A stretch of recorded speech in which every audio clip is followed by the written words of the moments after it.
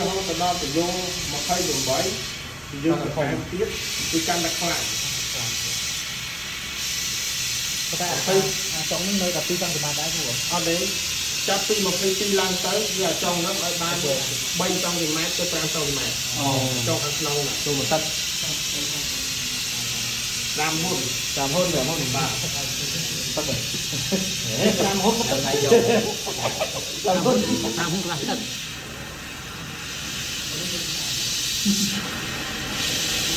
នេះឡើងដល់ទៅយកចាប់ពី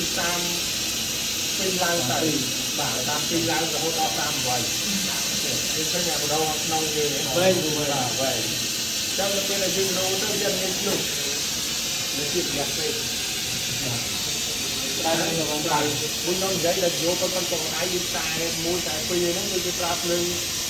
ខាងប៉ុណ្ណឹងបាទហើយគឺយកយើងចាប់ពី20ឡើងទៅគឺគេប្រើ under សម្រាប់បដិញ្ញាខាងក្នុង